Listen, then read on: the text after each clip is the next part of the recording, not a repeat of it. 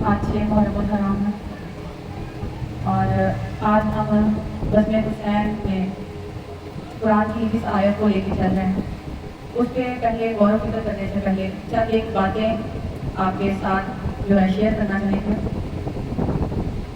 सबसे पहले कल भी हमने आपसे जो बात कही कि बहुत से ऐसे काम हैं जो हम आम रूटीन में कर जाते हैं जो हमारी शरीयत इसकी इजाज़त नहीं देती, लेकिन हम फिर भी कर जाते हैं। लेकिन जहाँ पे दीन की बात आती है वहाँ पे हमें हर शरई तकाज़े पूरे करने हम पर वाजिब हो जाते हैं। आज की जैसे छोटी सी मिसाल है कि गलती के साथ हमारे बेटों जैसा है और हमने दिल से उसे बेटा माना है, तो आपके बीच में इधर आके उन्होंने ज़िक्र हुसैन पढ़ा तो थोड़ा सा मायूब लगा सबको भी। लेकिन अगर एक चीज़ को तसव्वुर करें कि जब हम बाज़ारों में जाते हैं, दुकानों पे कपड़े लेते हैं, तो वहाँ पे जो हमारे सामने बेचने वाला है क्या वो औरत होती है? वो भी मर्द ही होता है।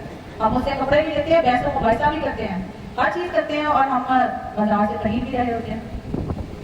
तो लेकिन हमारा मकसद इस तरह की कोई गलत बात फैलाना नहीं है। अगर कोई गलती से कोई काम सरजद हो जाए तो उसे रज़ाए इलाही से खुदा की हिकमत समझते हुए उसे नज़रअंदाज कर देना बेहतर होता है। दूसरा, आज 6 मुहर्रम हराम अक्सर लोग हज़रत अली असगर सरकार की निस्बत से कुछ शबीह निकालते हैं और उनका जिक्र बयान करते हैं। इस पे भी बहुत से लोग जो इल्म नहीं रखते, लेकिन चूंकि शुरू से मौलाना हजरात ने हमारे दिलों में ये नुक्ते पैदा कर रखे हैं कि ये बिदअत है, शिर्क है। बिदअत और शिर्क का पहले मानी समझ लेना चाहिए कि बिदअत और शिर्क होता क्या है। आप जाए नमाज पे नमाज पढ़ते हैं, जाए नमाज पे बहुत सी जाए नमाज आपके घरों में होगी जिनके ऊपर खाना काबा की छवि बनी होती है, रौज़ा रसूल बना होता है, उसकी छवि बनी होती है। वो भी तो फिर बिदअत है। जाए नमाज क्यों नहीं हम वो उठा लेते हैं? हर वो चीज जो अहले बैत से मुंसलिक है वो भी क्यों हमें बिदअत और शिर्क नजर आती है? हमारे इर्द गिर्द जो बहुत से ऐसे काम हो रहे होते हैं उसके ऊपर हमारी नजर क्यों नहीं जाती कि वो भी बिदअत और शिर्क है? इसकी वजह यही है कि शुरू से लेकर जब सरकार दो आलम सल्लल्लाहु अलैहि वसल्लम दुनिया से पर्दा फरमाने लगे तो आपने मौला अली सरकार को बुला के कहा कि ए अली, मैं देख रहा हूं कि तुम मेरे बाद तुम पे दुनिया ने बहुत जुल्म और सितम कर देना, सिर्फ इसी वजह से कि मेरी मोहब्बत तुम्हारे साथ बेइंतहा है, दुनिया को ये बात बर्दाश्त नहीं है। और आज तक वो ही जो एक नुक्ता है वो हमारे अंदर कहीं ना कहीं कोने खुदरों में बैठा हुआ है। हमें हर उन हस्तियों के कामों में बहुत ज्यादा शरीयत के अहकाम याद आते हैं। हमारे घरों में मेहंदियां हो रही होती है जो कि दीन का हिस्सा नहीं है। हम लोग वो रस्में भी करते हैं जो एक मुसलमान को जेब भी नहीं देती, तभी हम मुसलमान ही कहलाते हैं, लेकिन हमारे घरों में वो सब कुछ हो रहा होता है। हर चीज अगर म्यांदा रवि से की जाए तो उसमें कोई मजाक का नहीं है। हाँ, जो लोग शबीना निकाह के सजदे करते हैं या गलत तरीके से रस्म और रवाज को कायम करते हैं, वो दीन की शक्ल बिगड़ जाती है। अगर आप वकार के साथ इन चीजों का अदब और तकद्दुस करते हुए उन हस्तियों की निस्बत से सिर्फ करते हैं तो उसमें कोई मजाक का नहीं है। बाकी हर एक का अपना ईमान है, अपना दिल है। परवरदिगार हमारे से कोई गलती कोताही हो जाए तो अपने सोने हबीब के सदक़े से हमें माफ फरमाए और हमें सही राह पे चलने की तौफीक अता फरमाए। हर वो कदम जो अल्लाह और उसके महबूब की रज़ा और खुशनुदी के हैं मुताबिक हो, परवरदिगार हमसे वही काम ले। अब आज मौजूद की जाने वाले हैं।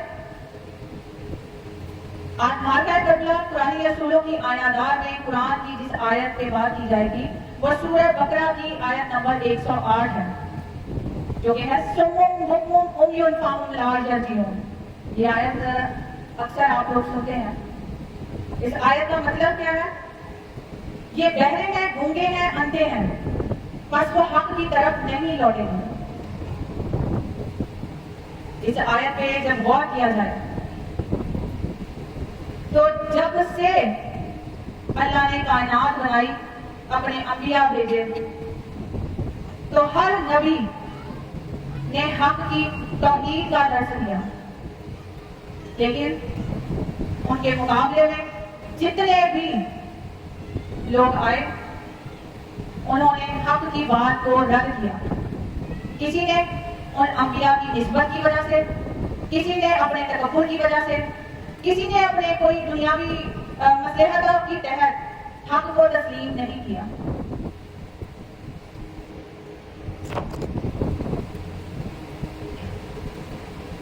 یہ آیت مبارکہ کا تھوڑا سا پس منظر جانتے ہیں کہ جب آپ سرکار دو عالم صلی اللہ علیہ وآلہ وسلم مدینہ منورہ تشریف لے کر آئے، مکہ میں پہلے بھی یہ بات ہونے کے لیے دوبارہ ریپیٹ کر رہے ہیں کہ مکہ میں دو طرح کے گروہ تھے، ایک وہ جو حق میں تھے اور ایک وہ جو ڈٹ کے کھلے عام سامنے تھے انکار کرنے والے کافر تھے.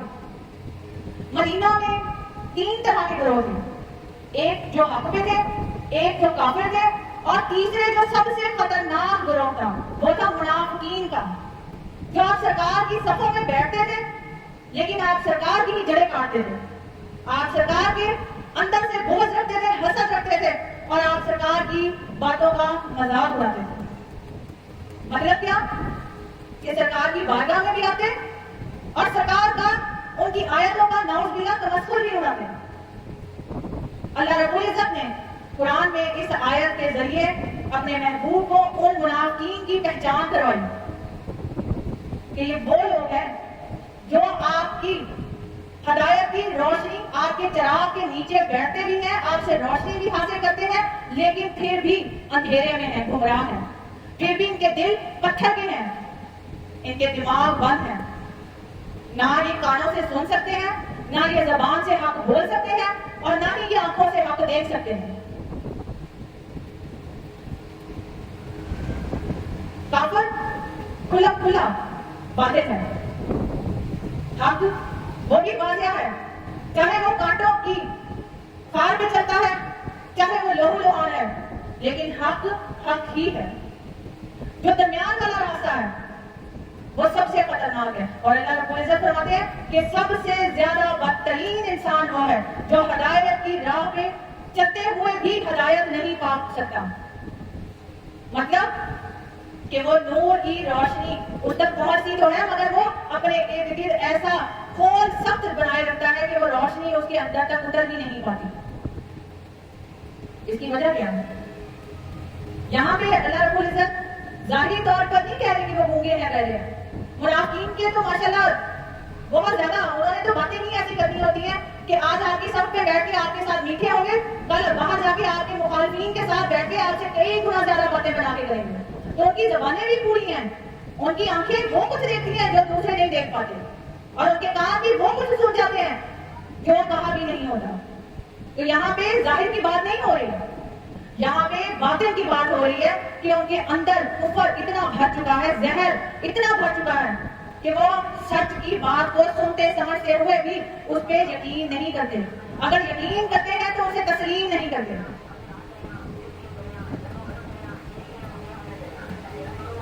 یہ آیت مبارکہ ہم سب کو اپنے آپ کو انصاف کے ترازو میں ناپنے کا حکم دیتی ہے کہ ہم سب اپنا ایک دفعہ انالیسس کریں، اپنا موازنہ کریں کہ کیا ہم بھی ایسے تو نہیں. جب سرکار والا صلی اللہ علیہ وسلم کا دور مبارک تھا تو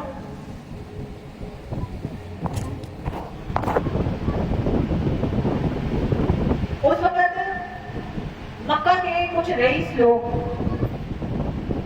جب خانہ کعبہ آتے تو اپنے کانوں میں روئی گھونس کے آتے کہ ہم جائیں گے تو سرکار ہمیں نیکی کی تعلیم دیں گے، قرآنی آیات سنائیں گے. تو اس بنا پہ کہ ان کی آواز ہمارے کانوں میں نہ پہنچے وہ اپنے کانوں میں روئیاں لے کے آتے تھے. پھر آپ کے چچا ابو جہل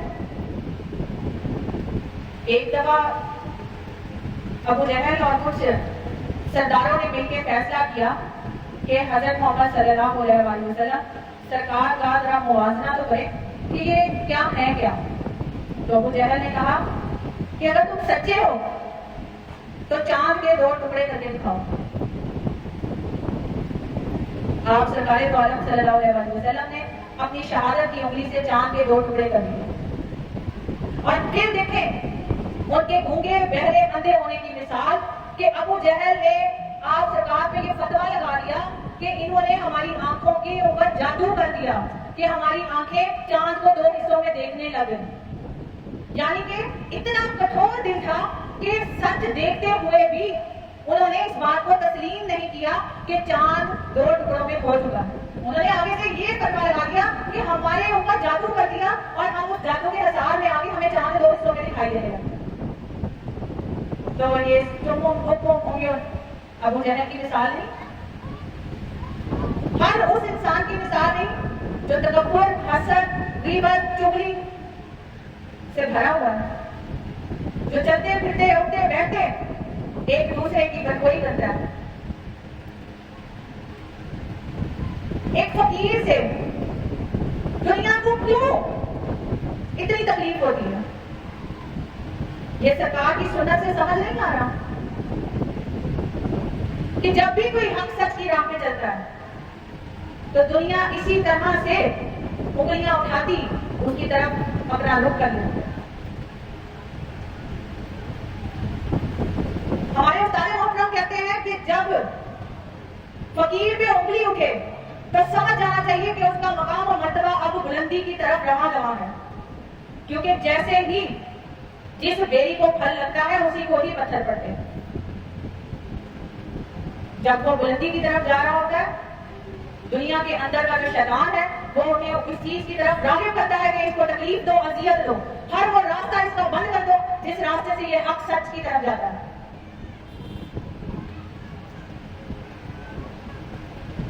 کیونکہ ہم یہ آیت مبارکہ کربلا کے میدان میں جو ان پاک ہستیوں کے ساتھ ہوا اس کی نسبت سے ہم یہ آیات بیان کرتے ہیں. تو آپ ان آیات پہ جب غور کریں تو آپ کو کربلا کے میدان میں یزیدی لشکر کی یہ تمام خصوصیت دکھائی نہیں دے کہ وہ سمم بھی ہیں, بکم بھی ہیں, امیون بھی ہیں, اور اس طرح سے ان کے دل پتھر کے ہو چکے تھے, ان کی آنکھیں ظلم و ستم دیکھتے ہوئے بھی پتھر ہو چکی تھی, اور وہ زبان سے جب بولتے تھے کفر بولتے تھے. آج کا دن معصوم شہزادہ علی اصغر سرکار کی نسبت سے انہیں یاد کرتے ہوئے ذکر حسین میں ان کا تذکرہ کیا جاتا ہے.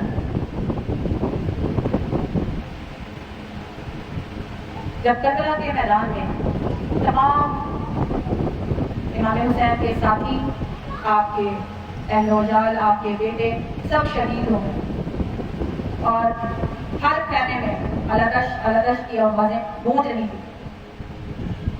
کہا جاتا ہے کہ 10 محرم کو سورج بھی انتہا پہ تھا اور زمین بھی ایسے تپ رہی تھی کہ اس کے اوپر ایک لمحے کے لیے کھڑے ہونا بھی محال تھا. 6 محرم کا دن آخری دن تھا جب پانی مکمل طور پر بند کیے جا رہا تھا, کیونکہ 6 محرم تک یزید کی فوج نے سخت آرڈر جاری کر دیے تھے کہ یا تو امام حسین سرکار سے بیعت لے لی جائے, اور اگر وہ بیعت نہیں لیتے تو اب ان کی طرف جنگ کا ہاتھ بڑھا دیا جائے, ان کی طرف پانی بند کر دیا جائے اور ان پہ اتنی سختیاں بڑھا دی جائیں کہ یا تو وہ ہتھیار پھینک کے ہماری ہاں میں ہاں ملا لے, یا پھر ان کو شہید کر کے ان کو پامال کر دیا جائے ان کی لاشوں کو. تو آج 6 محرم وہ فیصلے کا دن تھا کہ جب آخری بار امام حسین سرکار کو یزیدی فوج نے حکم کیا کہ ہم آخری دفعہ آپ سے پوچھ رہے ہیں کہ آپ یزید کے ہاتھ پہ بیعت کریں گے یا آپ جنگ کے لیے تیار ہیں. تو امام حسین سرکار نے فرمایا کہ مجھ جیسا تم جیسوں کی بیعت نہیں کر سکتا.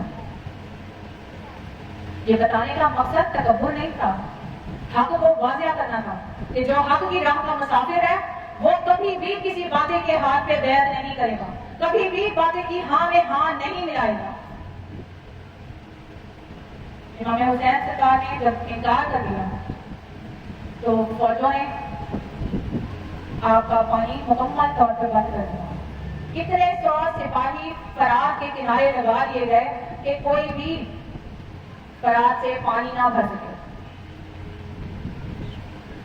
جب یوم عاشور آیا, ہم نے یہ بات پہلے بھی بتائی ہے کہ علی اصغر سرکار وہ ہستی ہے کہ جو 3 محرم سے بھوکے اور پیاسے تھے. جب 3 محرم کو فوجیں بے انتہا کربلا کے میدان میں پہنچنی شروع ہوئی تو بی بی رباب ڈر سے خوف سے ان کا دودھ خشک ہو گیا. اس کے بعد پانی نہیں تھا, خوراک نہیں تھی. تو علی اصغر سرکار چونکہ 6 مہینے کے تھے, ان کی اور کوئی خوراک نہیں تھی, تو آپ 3 محرم سے بھوکے اور پیاسے تھے. جب 10 محرم کو پیاس کی انتہا ہو گئی اور ظلم بھی حد میں چلا گیا کہ آپ کے تمام ساتھی آپ کے پیارے شہید ہوتے گئے, تو ایک دفعہ بی بی زینب نے کہا کہ امام حسین سرکار, ہم سب تو پیاس سے نڈھال ہیں, ہم سے بھی نڈھال ہیں, کیا پتا کہ اس معصوم بچے کو دیکھ کے ہی ان کو ترس آ جائے. وہ اتنا پیاسا ہے کہ اس کے ہونٹ بھی خشک ہے اور زبان اس کی اس طرح سے باہر نکلی ہوئی ہے جیسے ایک پرندے کی پیاس سے باہر زبان ہو. امام حسین سرکار نے انہیں کپڑے میں لپیٹا اور گود میں اٹھا کر جب کربلا کے میدان میں آئے. آپ اس آیت کو ساتھ ساتھ یاد کرتے چلیے گا, یہ سوموں بھوکیوں کی بھی کہانی ہے. جب آپ آئے میدان میں, آپ نے آگے لشکر یزید سے مخاطب ہو کے کہا کہ تمہاری جنگ میرے ساتھ ہے, اس معصوم کا کیا قصور ہے, تم 2 قطرے پانی کے اسے ہی دے دو. اگر تمہیں لگتا ہے کہ اس کی آڑ میں پانی پینا چاہتا ہوں تو میں اسے تمہارے آگے رکھ دیتا ہوں, تم خود اس کو پانی کے 2 گھونٹ پلا دو. اور جیسے آپ نے خطبہ دینا شروع کیا, یزیدی لشکر میں آپس میں کوحرام بجنا شروع ہو گیا, آپس میں بات چیت شروع ہو گئی. آدھا گروہ کہنے لگا کہ اس بچے کو پانی دے دینا چاہیے, آدھا گروہ کہنے لگا کہ نہیں. جیسے بھی ان کے لشکر کے ہیڈ نے جب یہ دیکھا تو اس نے اسی وقت کہا کہ اس بات کی وجہ سے اگر تمام فوج میں کہیں پہ لڑائی شروع ہو گئی تو مسئلہ کھڑا ہو جائے گا. اس نے اپنے سب سے زیادہ جو تیر انداز تھا اس کو بلایا, بلا اسے بلا کے اسے حکم دیا کہ اس بچے کو نشانہ لے کے ختم کر دو تاکہ امام حسین سرکار کا خطبہ روکا جا سکے. اس نے جو تیر لیا, کہا جاتا ہے کہ وہ جنگ کے دوران گھوڑوں کو گرانے کے لیے وہ تیر استعمال کیا جاتا تھا. وہ 3 منہ والا تیر جب وہ کربلا نے حضرت علی اصغر سرکار کا نشانہ لے کے وہ تیر چلایا تو وہ سیدھا حضرت علی اصغر سرکار کی حلق میں لگا. اب وہ اتنا بڑا تھا کہ آپ کی گردن اس کی آگے بہت ہی چھوٹی تھی اور آپ کی گردن اس طرح سے لٹک گئی جیسے پرندے کا شکار کیا جاتا ہے تو اس کی گردن لٹک جاتی ہے. اور وہ تیر آپ کی حلق کو چیرتا ہوا امام حسین سرکار کے بازو میں پیوست ہو گیا.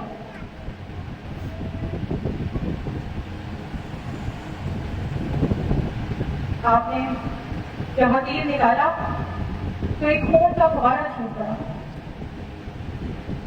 جب اسے آسمان کی جانب کرنا چاہا تو آسمان نے انکار کر دیا کہ ساری زندگی تا قیامت پانی نہیں برساؤں گا اگر یہ خون آسمان کی جانب گیا.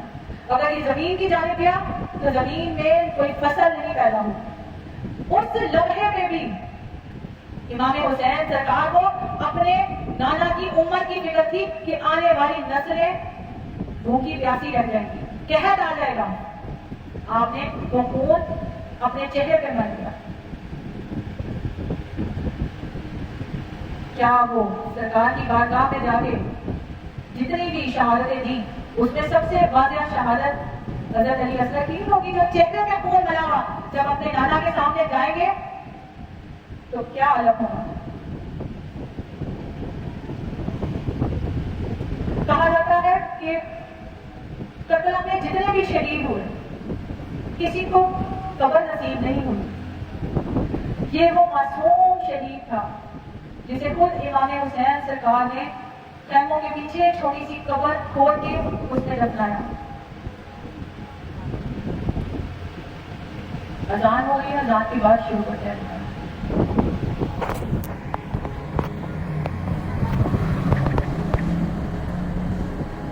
اللهم صل على سيدنا مولانا محمد وعلى آله وأصحابه وبارك وسلم تسليما. پروردگار اپنی اس اذان کی برکت سے ہم سب کے حال میں رحمت فرمائے. सब इस वक्त ज़िक्र हुसैन में शामिल हैं। परवरदिगार हम सब की जायज़ हालात को पूरा फरमाए। हम जिक्र कर रहे थे शहज़ादा अली असगर सरकार की शहादत का। इमाम हुसैन सरकार ने छोटी सी कब्र खोदी और हज़रत अली असगर सरकार को उसमें दफन कर दिया। लेकिन कहा जाता है कि ये इतनी बदबख्त लोग थे कि जब इन्होंने शहादतों के बाद तमाम शहदा के सर इकट्ठे किए तो उसमें हज़रत अली असगर का जब सर नहीं था तो कहा जाता है कि उन्होंने ज़मीन में नेज़े मार मार के जो है आपका जिस्म मुबारक होगा। तो कहा जाता है कि इतना छोटा था वो कि जब एक उन्होंने नेज़ा ज़मीन में पैवस्त किया तो आप उस नेज़े के साथ ही बाहर आओगे। और सबसे छोटा चेहरा मुबारक जो नेज़े पे बुलंद किया गया। परवरदिगार उस मासूम हस्ती के सदके से हर औलाद वाली माँ औलाद को शादो आबाद रखे। किसी माँ बाप को अपने औलाद का काम ना मिले। परवरदिगार सब बच्चे बच्चियों के नसीब अच्छे करें। और जो माएँ औलाद की तलबगार हैं परवरदिगार शहज़ादा अली असगर के वसीले से उनकी झोलियाँ करें। ये वो मासूम हस्ती है कि जो दुनिया को नवाज देती है। आज उनको याद करके अपनी औलादों की लंबी उम्रों की दुआएं करें। इन्होंने अपनी जानें लेके अपनी महबूब की उम्मत की शफाअत करी। परवरदिगार हम सब के हाल पे रहम फरमाए। हम सब की झोलियाँ खुशियों से भरें। हम सब की जान माल इज्जत आबरू में इजाफा फरमाए। और जितनी भी ख़वातीन बच्चियाँ यहाँ बैठी हैं इनके दिलों में जो भी जायज़ हाजात हैं परवरदिगार आज के दिन की निस्बत से इनकी तमाम जायज़ हाजात को पूरा फरमाए। और खुदाया ज़िक्र हुसैन में अपने दिलों को साफ करके शामिल हों। वो चीज़ देखें जो मोहब्बत का पैगाम पहुँचा सके। अगर कोई गलती गुनाही हो उसे दरगुजर फरमाए। ये सरकार दो आलम सल्लल्लाहु अलैहि वसल्लम सरकार की सुन्नत है कि आप कोई ऐसा फेल कोई ऐसा अमल देखें जो आपको नागवार गुजरे तो उसे दरगुजर कर दें। और कोई ऐसी बात जो आपके दिल को छू जाए उसे अपनी ज़िंदगी का हिस्सा बनाओ। ये बैतुल ज़हरा हम सब आपकी औलाद के जिक्र के लिए इकट्ठे हुए हैं। परवरदिगार हम सब का बैठना उनका जिक्र करना और आना जाना कबूल फरमाए। वाक़िअ दावाना अल्हम्दुलिल्लाहि रब्बिल आलमीन। अल्लाहुम्मा सल्लि अला सय्यिदिना व मौलाना मुहम्मद व अला आलिहि व असहाबिहि व बारिक वसल्लम। सल्लु अलैहि व सल्लु अलैहि व सल्लु अलैहि।